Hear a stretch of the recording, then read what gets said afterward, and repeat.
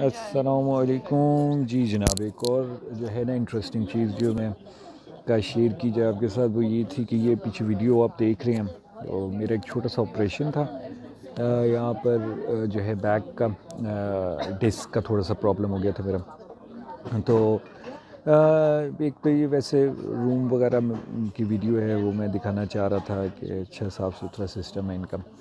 اچھا، دوسری چیز یہ تھی کہ یورپ میں اور بہت سے ملکوں میں جو ہے وہ ہیلتھ سسٹم جو ہے وہ فری نہیں ہوتا. یعنی ان جنرل جو ہے وہ یا کوئی انشورنس کمپنی آپ کو کور کرتی ہے یا کوئی نہ کوئی نظام ہوتا ہے جس پہ سارا کوئی سسٹم چل رہا ہوتا ہے. اچھا، لیکن ڈینمارک ایک واحد ملک ہے ان تمام ملکوں میں کہ جہاں پر جو ہے یہ ہیلتھ سسٹم ان کا فری ہے. تو یہ ایک مثلاً بڑی چیز ہے. اچھا، ہم لوگوں کو اس کا اتنا آئیڈیا نہیں ہوتا کیونکہ ہمارے ملک میں جو ہے ہیلتھ سسٹم فری ہے. اب میں ہمیشہ پہلے یہ سمجھتا تھا کہ ہمارے یہاں چیزیں جو ہے وہ گڑبڑ ہیں، لیکن اب میں جب کمپیئر کرتا ہوں تو آپ دیکھیں مثلاً ڈنمارک کی ٹوٹل آبادی جو ہے وہ 4-5 ملین ہے ٹوٹل، اور جو آپ کی آبادی ہے وہ 220 ملین ہو گئی ہے.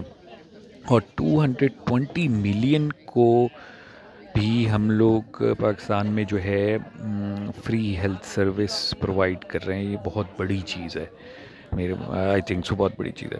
دوسری یہ چیز ہے کہ اپنے ملک میں جو ہے وہ جو اسپیشلسٹ ڈاکٹرز ہیں ان کی تھوڑی سی جو ہے وہ اب قدر ہوتی ہے، کیونکہ یہاں پر اگر آپ نے اسپیشلسٹ سے ٹائم لینا ہے تو وہ 5-6 مہینے کے بعد آپ کو ٹائم ملتا ہے. تو ہمارے ملک میں جو ہے وہ ایون سرکاری سیٹ اپ میں ڈیلی بیسس پہ اسپیشلسٹ آپ کو دیکھ رہے ہوتے ہیں، پروفیسرز آپ کو دیکھ رہے ہوتے ہیں، چیک کر رہے ہوتے ہیں. تو یہاں پر جو ہے وہ آپ کا جو پرسنل ڈاکٹر ہے جو کہ MBBS ہوتا ہے بس وہی آپ کو دیکھتا ہے.